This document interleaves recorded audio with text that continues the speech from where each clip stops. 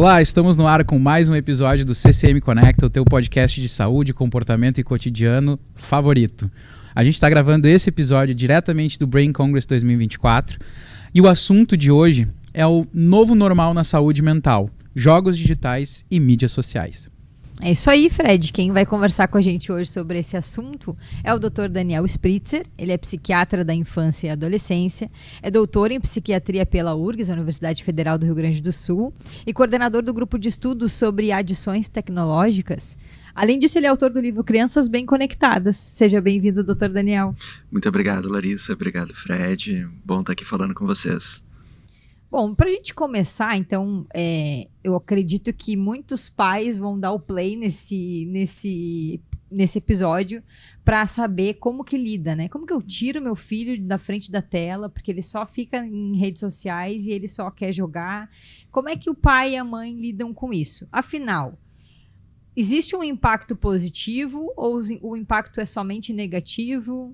Como é que a gente explica para os pais e mães e tios dindos que estão nos ouvindo e que têm essas preocupações, né? Sim, acho que vale daí para todos os cuidadores, né? Inclusive para o pessoal também da área da educação, né? Que lida bastante, assim, também com as consequências, né? Desse uso, especialmente quando ele é um pouco mais intenso do que o esperado, assim. Bom, eu gosto sempre de começar também deixando bem claro, assim, né, que por mais que a gente vá falar sobre os riscos relacionados a essas tecnologias, assim, né, tem todo um outro lado muito benéfico, muito saudável, né, ligado, obviamente, aos jogos e às redes sociais, né, a gente está falando talvez das principais atividades de lazer hoje em dia de crianças e adolescentes, também de nós adultos, assim, né? E de atividades que têm uma série de benefícios, né?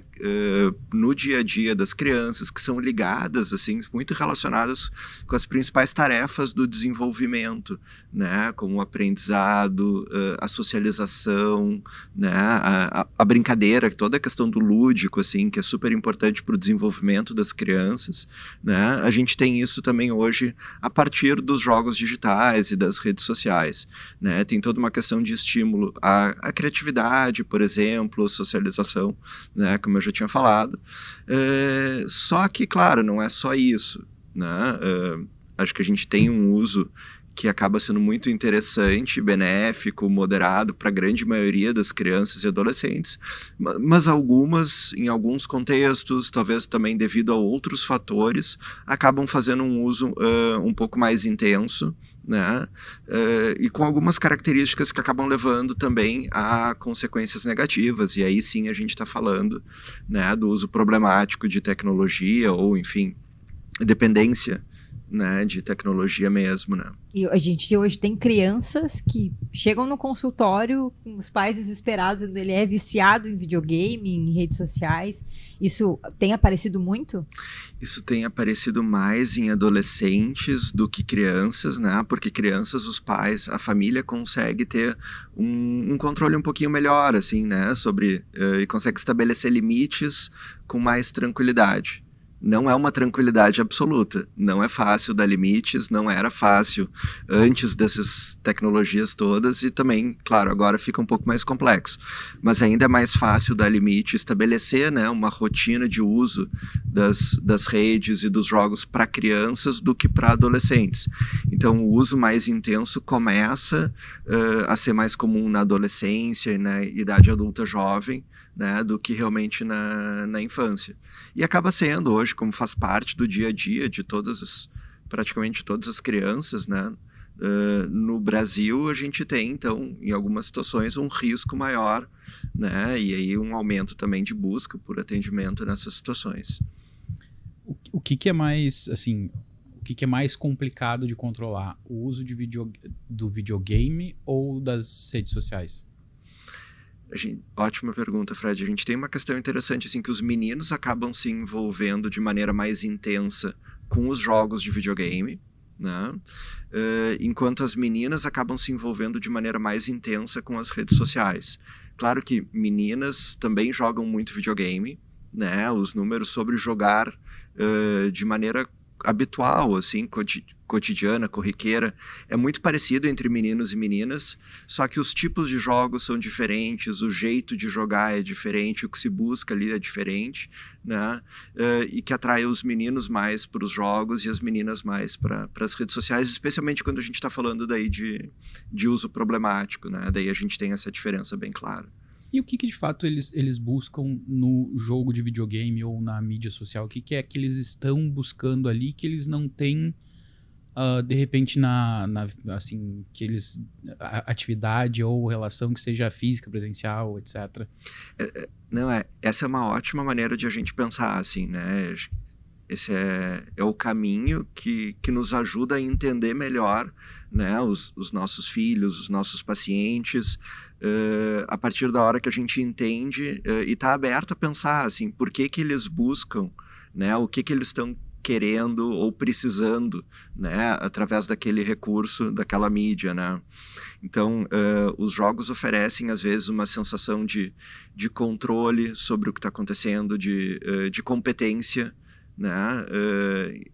E às vezes em momentos da vida onde, especialmente na adolescência, onde a sensação de controle sobre o que está acontecendo não é muito comum, né? Onde é uma época da vida que a gente se sente muito inseguro em relação a gente mesmo, principalmente pela comparação também com os outros, e às vezes o jogo é um ambiente mais seguro de a gente poder ver, né, como a gente está se desempenhando, assim, como é que a gente está sendo reconhecido também pelos pares, né? Além disso, tem essa possibilidade de tu jogar com os amigos, o que é extremamente importante, necessário também, né, para um desenvolvimento, né, saudável no caso de um adolescente. E as redes sociais, elas também vão ter, né, os seus mecanismos que são mais atraentes, assim, também, né? Não só os mecanismos, aqueles que a gente fala às vezes mais seguido, né, de que podem conferir um uso mais prolongado, um uso mais impulsivo, né? Mas também, claro, aquelas coisas de poder estar em contato com o que está acontecendo, né, no mundo, que está acontecendo na vida das pessoas que a gente admira, né, que a gente tem interesse de entender melhor, e claro, de poder fazer parte, né, de um grupo, assim, isso é extremamente importante na adolescência, né? Essa sensação de pertencimento, né? E às vezes quando a gente não tem essa sensação em algumas outras áreas da vida, né, o jogo oferece isso de uma maneira bem significativa, a participação em redes sociais, assim, também, né? Então acho que essa é uma maneira muito interessante, a gente, através de como os filhos, né, estão usando os jogos e as redes sociais, o que eles mais se interessam e o que eles buscam ali, a gente pode ter pistas bem valiosas, assim, de o que está acontecendo na vida deles e talvez o quando seja um momento interessante de intervir de alguma maneira, né? Sabe que eu, pensando na minha época, quando eu era adolescente, não tinha mídias sociais. Já tinha videogame, né? Assim, videogame também não é uma coisa tão recente assim, né? Uhum.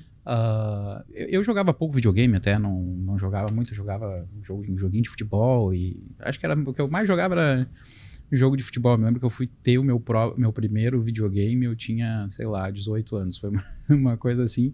E era uma coisa social mesmo, assim, a gente se reunia na maioria das vezes na minha casa, mas ou na minha casa ou na casa dos meus amigos, pra jogar videogame antes de sair de noite, assim. Então a gente ficava... É muito coisa de mongolão, mas a gente se reunia na casa de um de nós, ficava jogando videogame, sempre jogando jogo de futebol, aí um contra o outro, assim. E aí fazia um aquece, daí depois ia pra noite pra se divertir. Mas uma coisa que tem, e quando a gente é adolescente, é essa questão que tu falou, assim, da competência, né? Quando a gente vai, por exemplo, jogar futebol na escola, né? Tu quer jogar bem pra tu ser o primeiro a ser escolhido, ou pra tu não ficar de fora, não ser o último a ser escolhido. E quando tu vai jogar, seja uma partida ou várias partidas, etc., tu tá ali, ou tu joga bem na hora, ou tu não joga bem na hora. Claro que na medida que tu vai jogando cada vez mais, como qualquer coisa na vida, tu vai melhorando, né? Mas tu vai melhorando ao tempo que, assim, as pessoas veem as tuas deficiências e como tu vai mal até tu ficar bom. É ao vivo. E tanto na mídia social, mas no joguinho, tu pode jogar sozinho até tu melhorar. Então, também não tem aquela fase do constrangimento enquanto tu ainda não tá bom, tu pode só jogar com os teus pares quando tu já te sente competente, né? Assim, acho que isso também pode ser uma daquelas questões que, assim, que é um atrativo porque é mais seguro, né? Nesse sentido, porque tu não te expõe a crítica ou a passar vexame, porque quando a gente é adolescente, assim, a gente quer se encaixar num grupo e a gente não quer ser vítima de bullying, ou enfim, de críticas, né, pelo menos. Assim. Exato. Eu não sei se de repente também isso pode ser um dos grandes atrativos que faz as pessoas ficarem bastante na frente do... Isso é um dos grandes atrativos que faz as pessoas se interessarem por jogos de uma maneira geral, né? Acho que a gente tem ali, quando a gente está falando de jogo, de qualquer jogo, seja algo mais atual ou até alguma coisa... se a gente for pensar na origem dos jogos, né, das brincadeiras, assim, a ideia é criar esse espaço seguro, né, diferente da vida real e lá de fora, assim, né, para que se possa experimentar, que se possa simular, que se possa treinar, né, situações para poder depois ir para a vida de uma maneira mais tranquila, mais segura, mais confortável. Né? E o jogo tem essa questão, assim, de o que a gente chama também do círculo mágico ali, né? O que acontece dentro do jogo é um pouco diferente do que acontece fora. Hoje em dia, os jogos até eles estão muito mais competitivos, né? Onde a gente tem, na verdade, tem ranking, tem acompanhamento de milhares de métricas, assim, também. Então, até não acontece tanto, assim, né? De a pessoa poder jogar tanto sozinha primeiro, para depois poder... aí jogar com os amigos. Ela acaba já jogando com os amigos o tempo inteiro. Né? Na minha época não tinha nada conectado. É tudo né? conectado. Essa evolução é super interessante, né? Porque o jeito de jogar muda muito, às vezes, de um ano para outro, né? E a gente tem que estar indo atrás, assim, tentando se atualizar para poder ver, porque às vezes isso tem implicações diferentes no jeito das pessoas de jogarem. Isso combina mais com alguns do que com outros. Não. E esses hábitos, como mudaram, também tiveram essas mudanças também de comportamento, né? Porque era isso, eu e o Fred, a gente regula mais ou menos de idade, então era isso, a gente ia na casa de um jogar, né? Até a gente pegou um pouco desse início da internet, essa transição do analógico para o digital. Aí começou a se encontrar virtualmente para jogar e tudo mais, mas eram muito mais encontros presenciais, né? E hoje esses encontros eles acontecem somente nesse ambiente digital, ou ainda a gente vê algum resquício disso de se encontrar presencialmente para jogar? A gente vê esse encontro presencial dependendo do tipo de jogo que se joga, né? Porque isso, na medida que muda o dispositivo que tu precisa para jogar aquele jogo, tu consegue se encontrar com os amigos presencialmente, se tu estiver jogando um jogo no celular, por exemplo, né, ou num tablet, ou não, se é um jogo que depende exclusivamente, que ele precisa ser rodado num computador, né, e fica muito mais difícil as pessoas, cada um levar o seu computador, né, para o mesmo ambiente, assim. Então isso depende também bastante de cada jogo.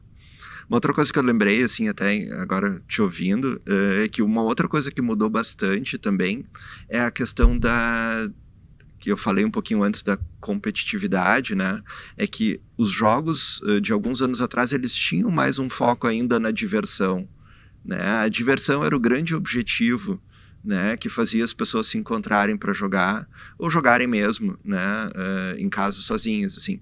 E hoje, a sensação que dá é que essa diversão está ficando um pouco mais de lado, em prol da competição, né, e isso faz, às vezes, as crianças, adolescentes, saírem do jogo, às vezes, mais com uma sensação de frustração, né, e de irritação, de chateação, do que necessariamente saírem alegres, contentes, porque fizeram por, sei lá, 30 minutos, 1 hora, 2, 3, uma atividade de entretenimento que gostam bastante, né? Isso eu acho que é uma mudança de cenário, isso tem a ver com as mudanças da tecnologia, e são, claro, alguns riscos que a gente vê, né, que podem levar algumas pessoas a também jogar de maneira mais intensa, né,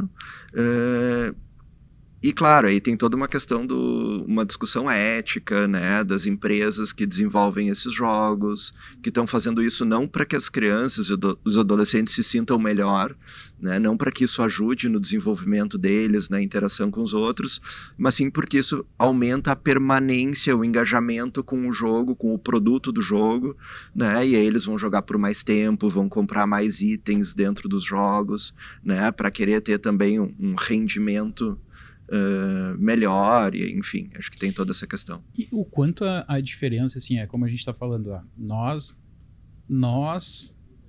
eu ia... Quantos anos você tá agora? Eu já nem sei. 35. 35. Eu tô Ai, com velho, Fred me fazendo falar minha idade, assim, entregar... Hoje essas coisas não faz muito mais. Eu ainda é 35, eu faço 36, mas ainda é 35. Eu ainda tô com 37, vou fazer daqui a pouco 38. Mas o que a gente está falando é de adolescentes que hoje estão com 15, 16, 17, 18 anos, etc. Ou um pouco, enfim, menos. Nessa faixa aí, dos 13 aos 19, né? Então, assim, não é uma geração depois ainda, né? Assim, a gente está muito próximo de idade e é completamente diferente, né? Então, a gente não sabe como é a realidade deles e os pais menos ainda, né? E quando a gente... qualquer coisa tem o desafio entre a quantidade que é benéfico e a quantidade que é um perigo, ou a forma de usar, e etc. E imagino eu que um dos grandes desafios dos pais ao tentar regular esse uso para ser aquele uso ótimo do recurso, seja justamente por não entender, assim, não é que tu não entende a tecnologia, tu não entende o jogo, tu entende o jogo, mas tu não entende como é que o que aquilo representa na tua vida. E como é que os pais podem chegar ou entender a situação adequadamente para propor alguma coisa que funcione para chegar nesse uso ótimo do recurso. Bela questão, Tia. Assim, existem, claro, recomendações, né, por exemplo, de tempo, né, de tela por dia, de acordo com diferentes idades. Existem uma série de outras dicas que a gente poderia pensar aqui. Agora, o que talvez mais faça sentido, né, para a gente entender exatamente o que está acontecendo com aquela criança, com aquele adolescente, né, o que atrai ele tanto para aquele jogo ou para aquela mídia social, é participar ao máximo possível da vida online dos filhos, né, das atividades que os filhos fazem online. Claro que isso é difícil porque existe um gap, né, existe uma diferença de conhecimento, de habilidade, talvez de interesse também, né? Agora, a gente pode ter menos interesse, por exemplo, por alguma tecnologia, por algum jogo, mas a gente não tem pouco interesse pelos nossos filhos, né? Então, tentar se aproximar e conversar sobre isso, né? E tentar se envolver, demonstrar interesse por que o filho está jogando, como ele está jogando, por que aquilo é tão legal para ele, pedir para saber quem é o personagem, quem é o avatar ali dele, quais são as características daquele avatar, o que torna aquilo mais interessante, qual é o objetivo do jogo, como que ele gosta de jogar. São coisas que às vezes, claro, a gente pode ter numa conversa, né? A gente pode ter essas informações numa conversa mais clara, mas a gente consegue ter essas informações ainda com mais qualidade se a gente senta para ver o filho jogando, ou se a gente senta para jogar junto.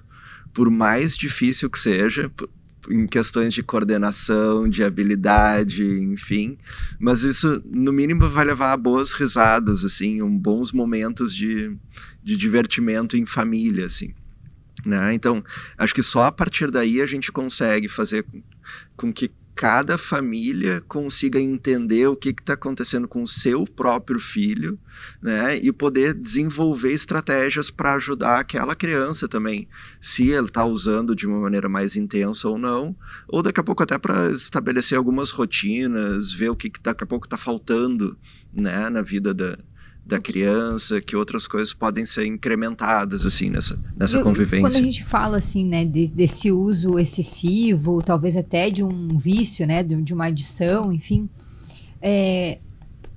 Em termos de talvez a gente consegue, em questão de horas, quantificar quando que isso é saudável e quando passa a ser perigoso? Ótima questão. Essa é a pergunta mais frequente, assim, que a gente ouve, né, de pais, assim, de cuidadores em relação ao tempo de jogo, né, para tentar entender quanto é seguro, né, e a partir de quanto tempo a gente já está correndo algum risco, assim, aí a gente tem que evitar. Na verdade, o tempo, ele não é um critério diagnóstico para o uso problemático de tecnologia, né, para essa dependência, assim. Na verdade, ele é um marcador de risco, tá? Então, quem joga por menos tempo tem menos risco, quem joga por mais tempo tem mais risco, mas tem ainda também gente que joga por bastante tempo e acaba não tendo, por exemplo, consequências negativas na sua vida, que consegue dar conta de suas atividades, se desenvolver de uma maneira saudável. Então, claro, aí nessas situações a gente não pode falar que exista, né, um transtorno mental relacionado ao hábito de jogar, assim. O que caracteriza, né, realmente essa dependência de tecnologia, o uso problemático, é quando a gente tem um padrão de jogo, né, persistente por no mínimo 12 meses, tá? Onde a pessoa apresenta necessariamente assim, perda de controle em relação ao jogo, né? Então ela não consegue começar a jogar na hora que era determinada, ela não consegue parar de jogar na hora que era determinada, não consegue controlar para não jogar, por exemplo, antes de dormir, né? Ou não jogar na escola, né? Ou não jogar no trânsito, né?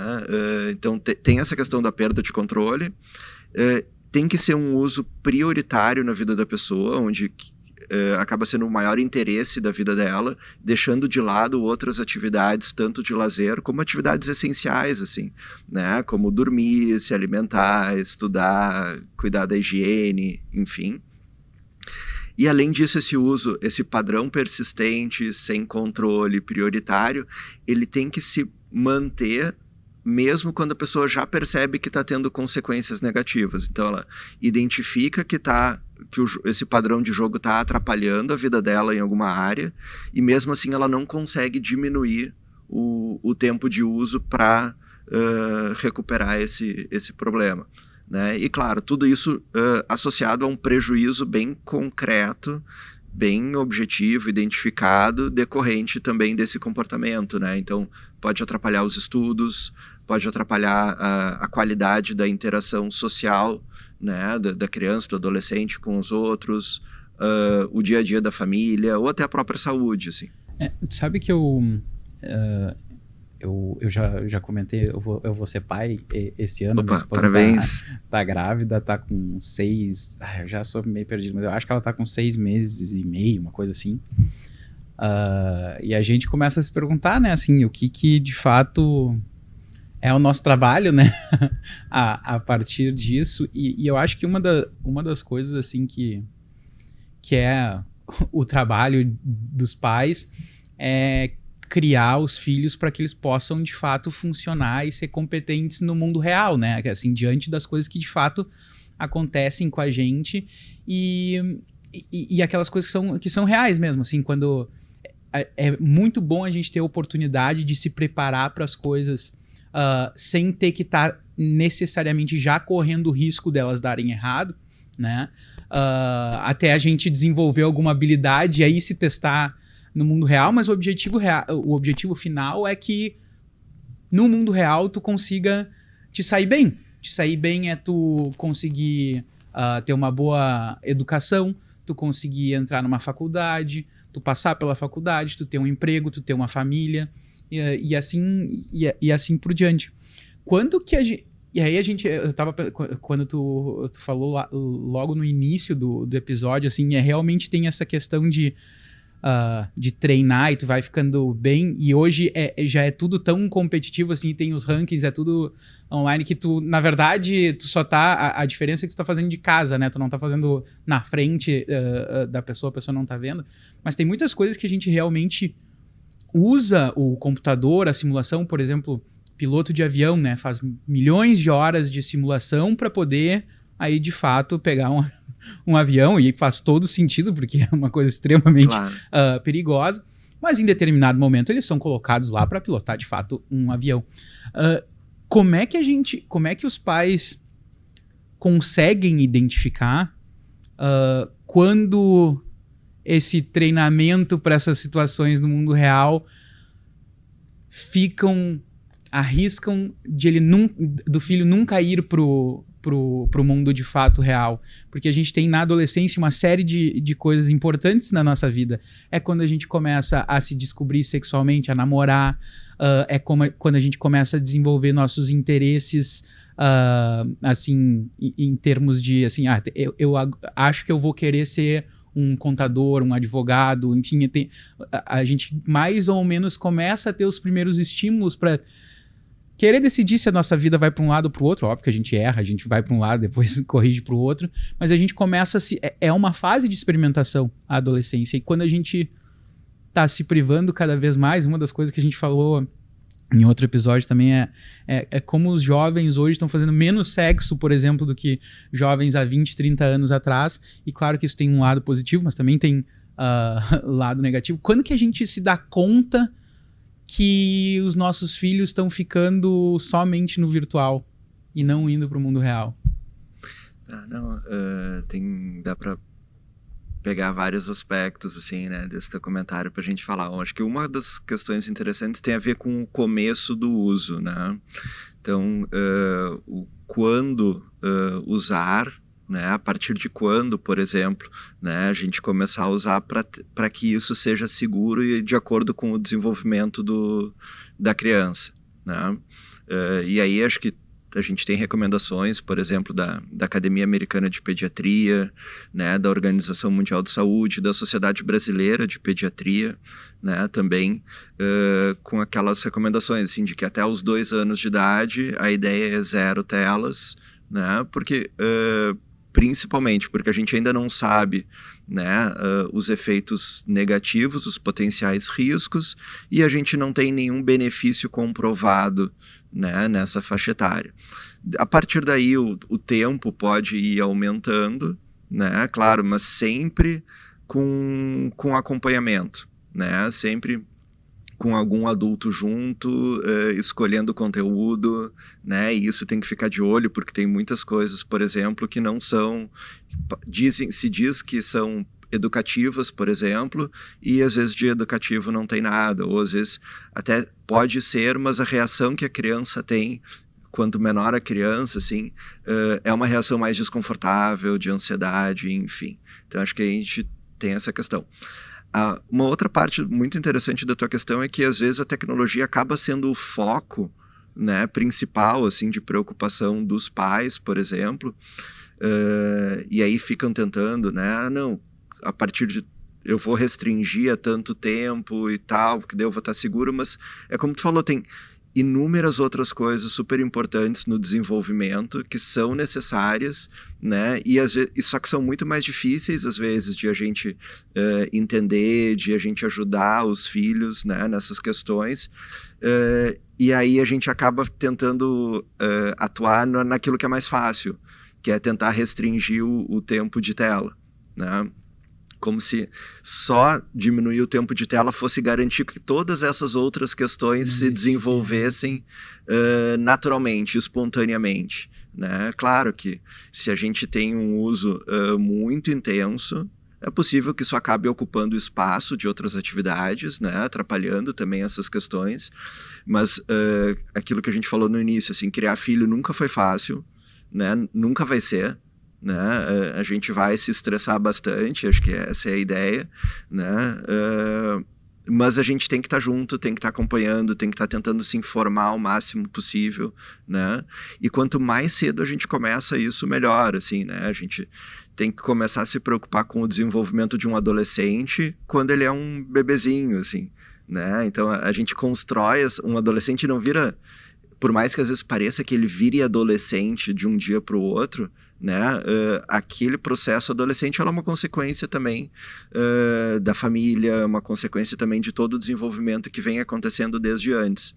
Isso, para o uso que também da tecnologia, faz muito sentido, né? Então, se a gente quer pensar em como proteger um adolescente de um uso mais excessivo, a gente não pode deixar para se preocupar com isso na adolescência, né? A gente tem que tentar ajudar eles desde pequenos, né, a conseguir pensar sobre isso, a conversar sobre esse assunto, né? E aí é muito importante também a questão do exemplo das famílias, né? E esse é um exemplo que as crianças percebem desde muito cedo, desde muito antes de eles começarem a usar, por exemplo, né, o seu próprio telefone, ter o seu videogame, eles já estão vendo os pais usando, né, esses recursos, e às vezes não estão se dando conta que a importância do exemplo, ela já está sendo percebida ali, né, também pelas crianças. Mudando um pouquinho assim o foco da conversa, a gente tem sempre, quando a gente pensa assim nos perigos, tem uma série deles que vem à mente, mas tem alguns que são mais emblemáticos assim.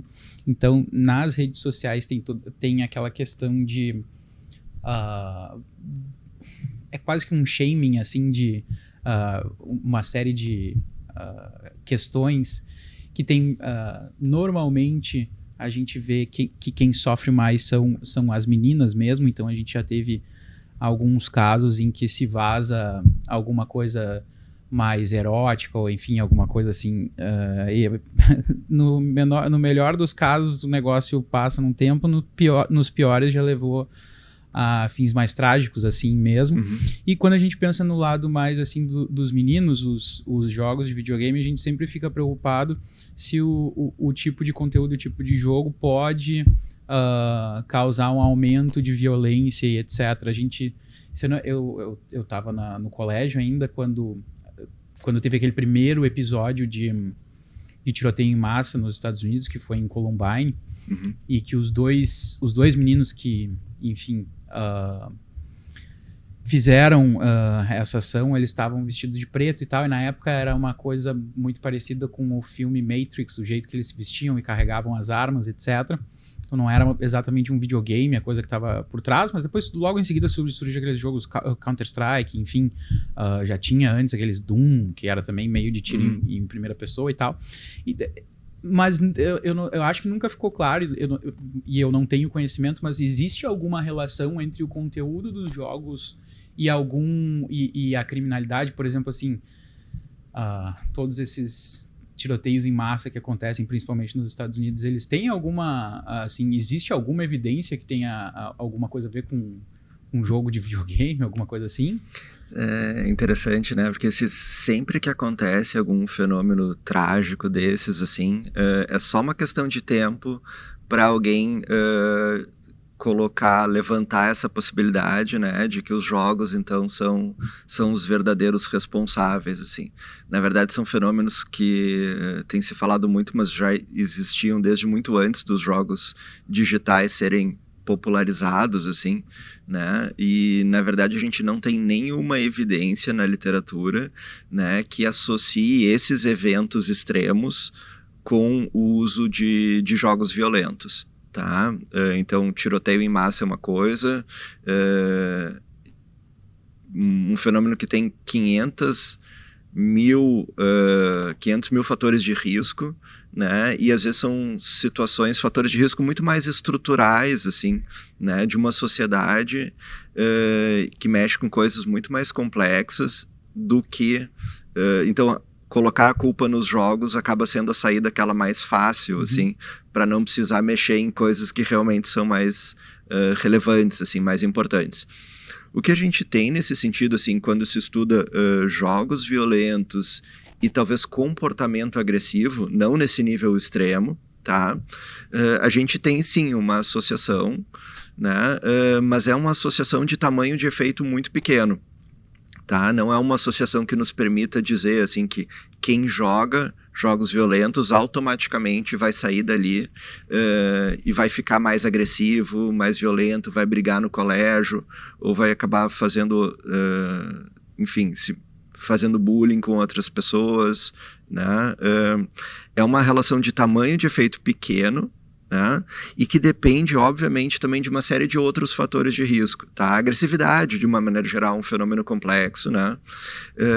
E talvez os jogos violentos, quando usados de maneira muito intensa, podem ser também mais um fator de risco, mas isso não gera comportamento agressivo se a gente não tiver os outros fatores de risco todos, como talvez ter experimentado violência, né, dentro da família ou fora, no passado, né, como daqui a pouco ter algum outro problema emocional que também gere esse descontrole, né, às vezes crianças mais impulsivas podem ter mais risco do que crianças que têm uma capacidade melhor de controlar, assim, as suas emoções e os seus comportamentos, né, claro que tem a ver também com a questão da sensação de conexão, né, no ambiente escolar, né, crianças que daqui a pouco sofrem bullying na escola, né, ou estão mais desconectadas, assim, também não tem ali bons modelos ou boas relações, acabam tendo um pouco mais de risco, né, mas o jogo ele é uma das pecinhas só, talvez, desse quebra-cabeça todo, quando a gente está falando na relação de jogos violentos e comportamento agressivo, principalmente. É difícil de saber se o jogo é um sintoma de alguma coisa ou se é a causa de alguma coisa, não tem como saber. Eu me lembro quando eu era pequeno, assim, e saiu, acho que era o primeiro jogo desses que era super, mega, ultra violento, que era Carmageddon o nome. E era assim, era tipo, tu entrava num carro e tu ganhava pontos se tu atropelava as pessoas na rua. Assim. Claro, os gráficos eram uma coisa meio tosca, porque é, sei lá, 2000, eu não me lembro exatamente que ano era aquilo. E óbvio, né, distribuiu entre os guris ali da escola, eu tinha em casa. E eu adorava jogar, porque era muito legal. Tu saía fazendo porque tu fazia o que tu queria, entendeu? E tu ainda ganhava ponto por bater no carro dos outros, por atropelar as pessoas. Era uma coisa meio maluca, assim. Mas, na verdade, assim, eu daí trazendo a minha sensação ao jogar, era muito mais uma coisa, assim, de tipo um alívio, assim, sabe? Tu... não é, óbvio que não é pra não atropelar as pessoas na rua, na vida real, eu atropelo no videogame, mas é mais ou menos uma coisa assim, sabe? Tá ali. Não tem muita consequência, assim, tu tira tua maluquice um pouco ali no videogame. Isso pra mim era assim, eu me lembro que a minha mãe me proibiu de jogar uma vez. Porque imagina, a pessoa não sabe o que... Tipo, o pai não sabia o que tipo, qual que era a conduta adequada diante de uma coisa dessas, né? E quando a gente é pai e mãe, tá lidando com uma situação ali bem atual, bem presente, a gente também não sabe às vezes qual é a consequência futura disso, né, também para os nossos filhos. Então, claro, a gente vai tentar sempre ter a estratégia que nos dê mais segurança de que as coisas vão acontecer da melhor maneira, assim.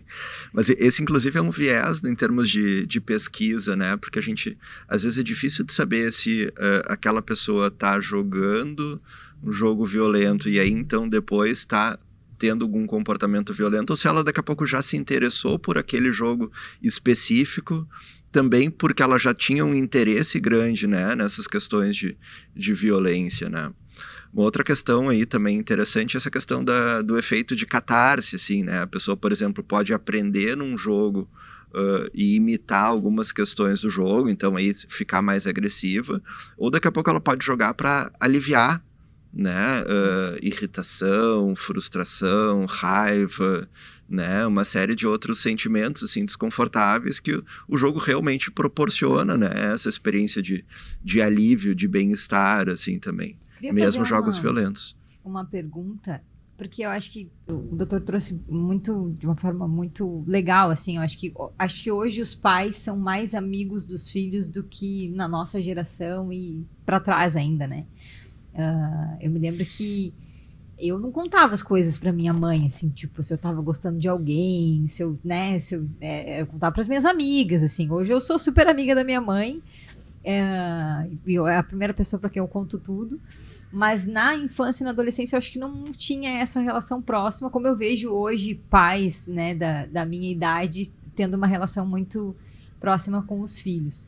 Mas quando isso não acontece, né, e às vezes o filho, quando vai se tornando adolescente, vai se tornando muito fechado. Então, assim, faz tudo dentro do quarto, a porta fechada, a mãe entra, tá, sai do meu quarto. Não quero que tu fique aqui, não quero que tu veja o que eu tô fazendo.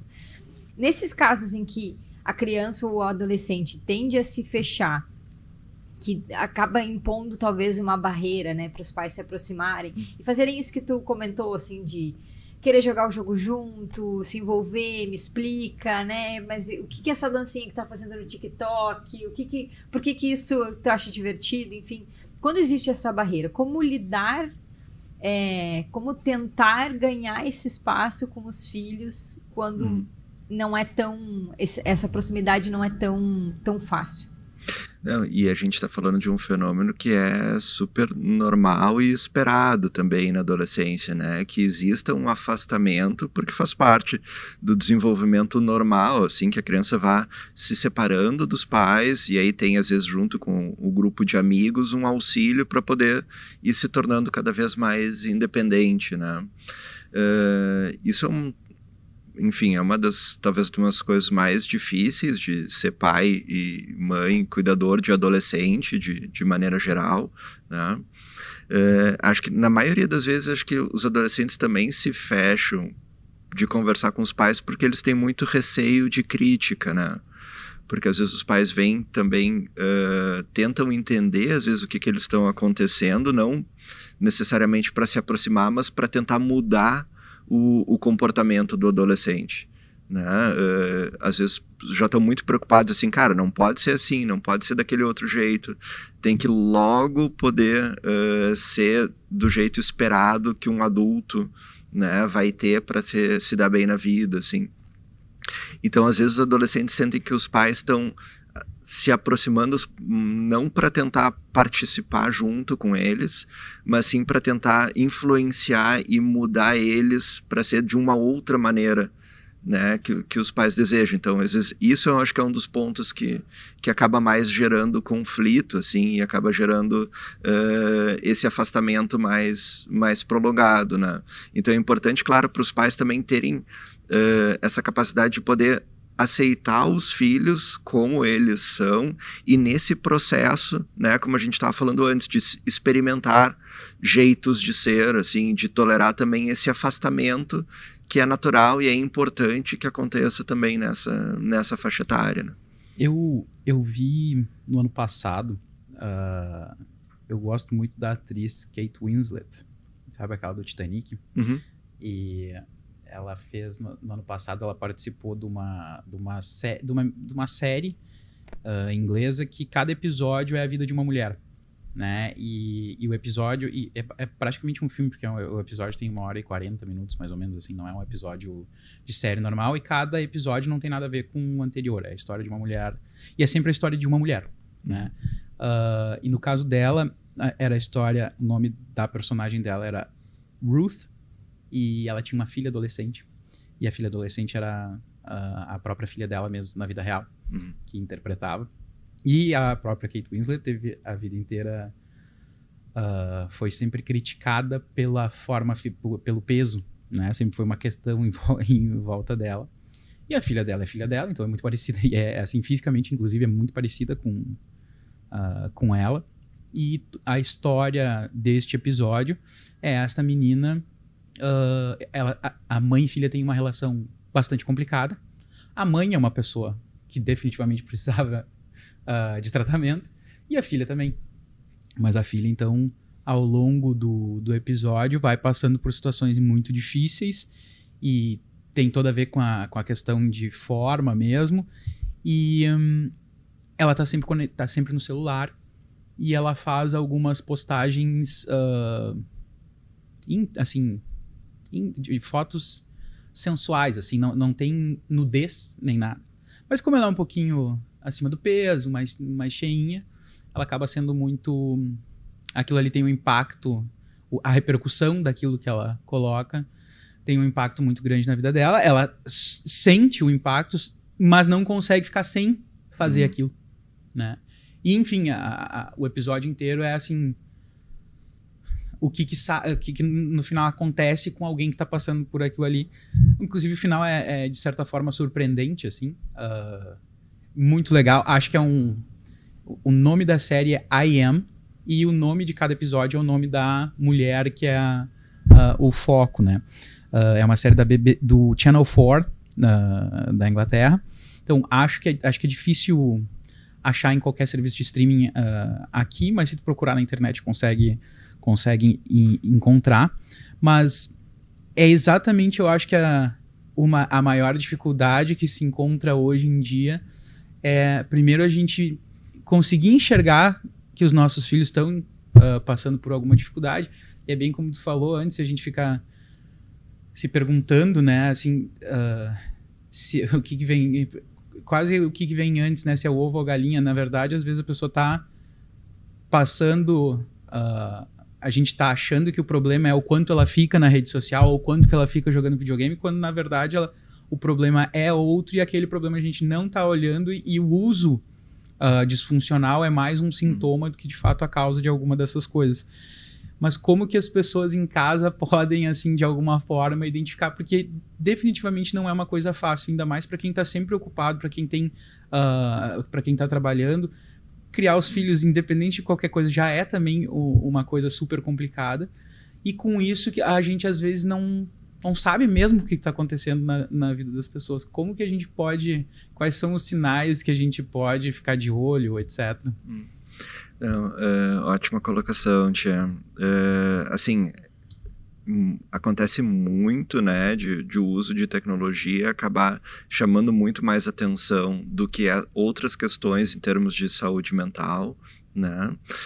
E quando a gente está, por exemplo, avaliando um adolescente, um adulto jovem, né, que vem inclusive com essa queixa, né, de que joga demais ou que usa muito, não consegue sair das redes sociais, tem alguns problemas emocionais que a gente tem obrigatoriamente que investigar, porque eles são muito mais comuns nessas situações, né? Então, depressão é um deles, né, que aumenta o risco do uso problemático de tecnologia.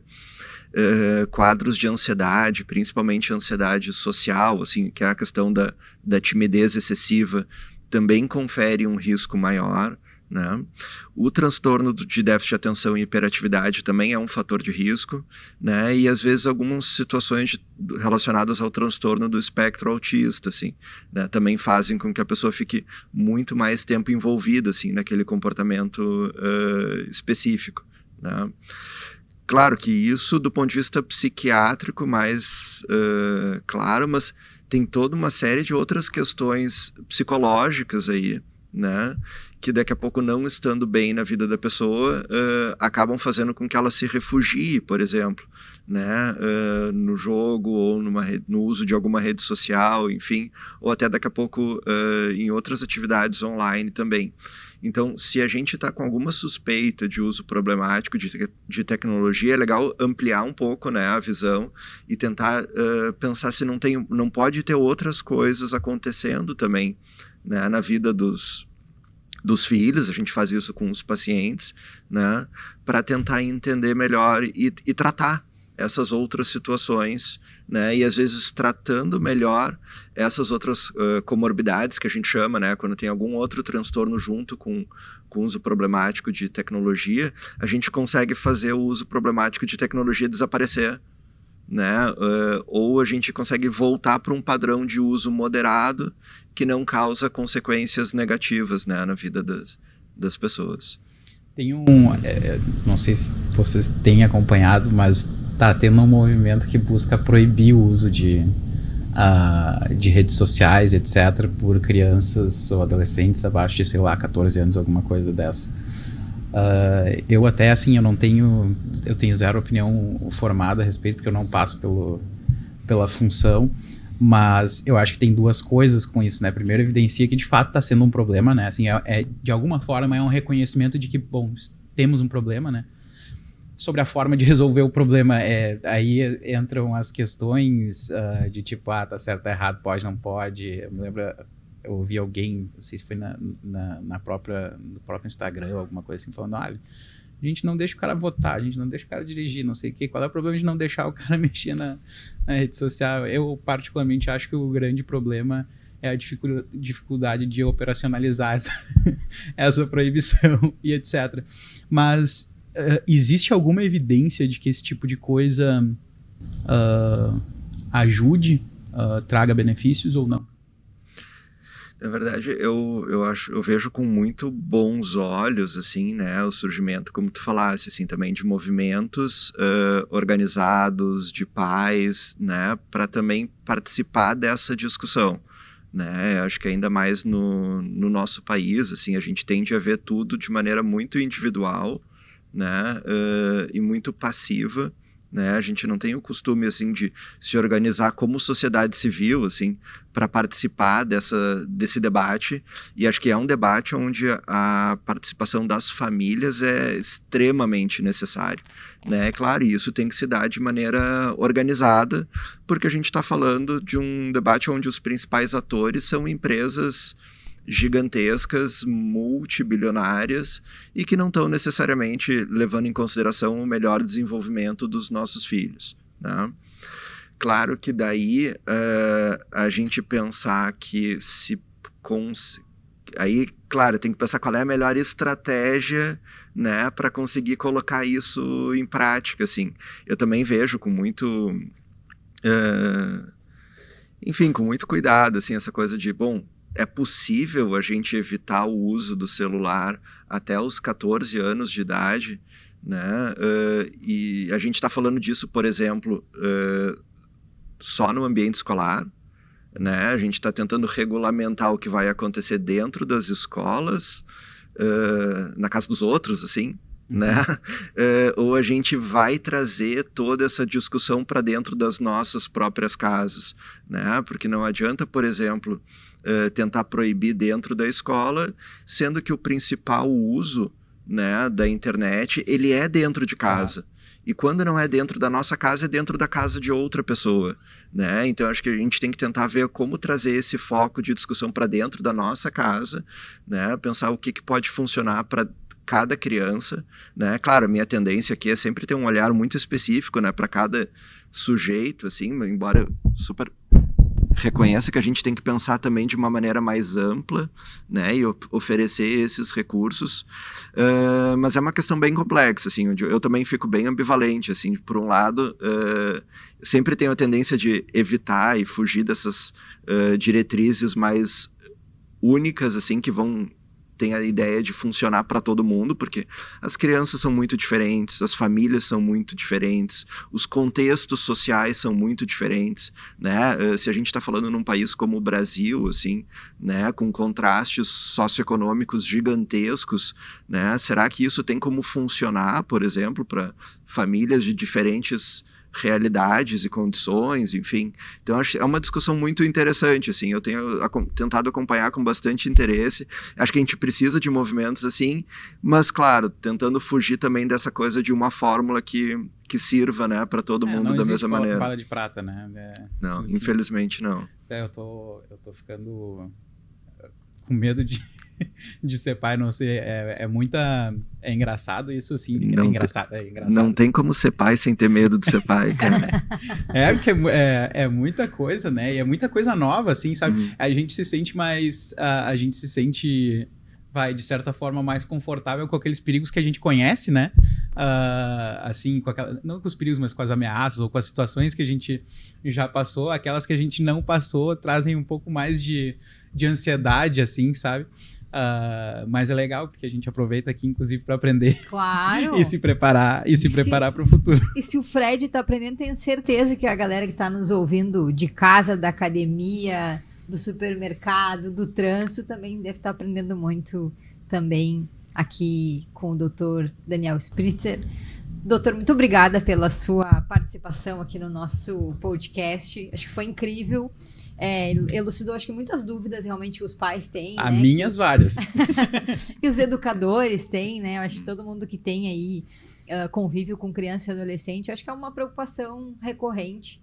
Então, muito legal ter você aqui com a gente. Agora a gente abre, então, o microfone para você fazer as suas mensagens finais, seus recados, divulgações, etc. Não, pessoal, eu que agradeço, assim, o convite para participar dessa atividade. Também me diverti bastante aqui com vocês. Fico feliz que tenha passado uma ideia de utilidade, assim, também dessas informações, porque realmente é das principais preocupações, né, que a gente vê em todas as famílias, né, nas famílias que estão aí surgindo, né?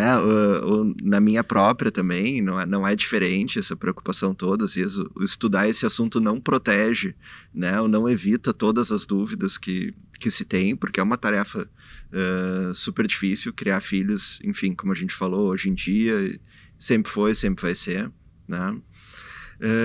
Eu queria, na verdade, só mencionar 2 coisas, né?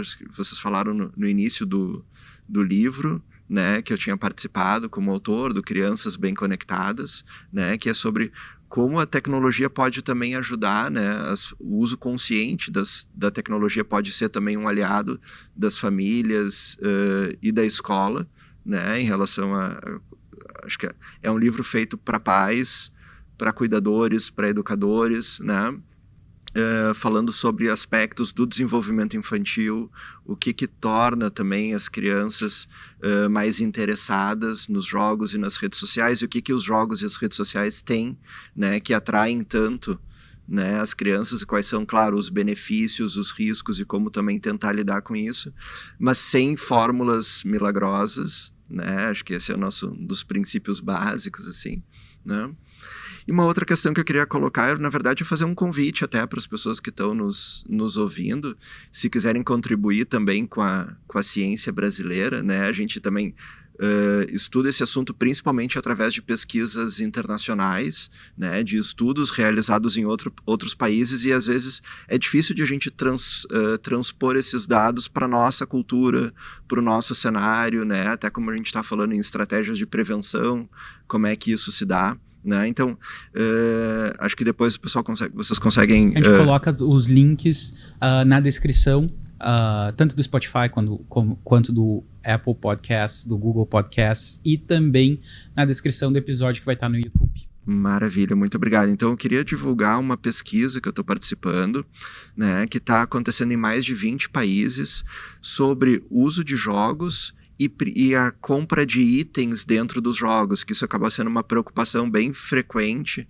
né, para os pais, assim, tanto em relação ao gasto direto, né, de dinheiro, sem às vezes os pais terem conhecimento, e gasto de maneira mais impulsiva por parte das crianças e dos adolescentes, e inclusive do quanto isso daqui a pouco é um fator de risco, ou para uso excessivo de tecnologia, ou até para familiarizar as crianças no envolvimento com apostas, né, que também é um grande problema nos dias de hoje, enfim, tanto no nosso país como no mundo inteiro. Então, a ideia é que essa pesquisa seja respondida por pais ou cuidadores, assim, de crianças entre 5 e 17 anos que jogam ou já jogaram videogame. Os filhos, não os pais e cuidadores. Só para deixar claro. Então, tá dado o recado. O link tá aqui na descrição para vocês poderem acessar e compartilhar, né, com quem vocês conhecem, que possa contribuir aí realmente para o nosso desenvolvimento científico. Muito obrigada, Dr. Daniel, por estar aqui com a gente. Obrigada, Fred, pela participação nessa mediação hoje. A gente fica por aqui. E siga aí @CCM Conecta no Instagram para ficar sabendo dos próximos episódios do CCM Conecta. Show até de bola. mais. Maravilha, Um abraço, até a brigadão. próxima.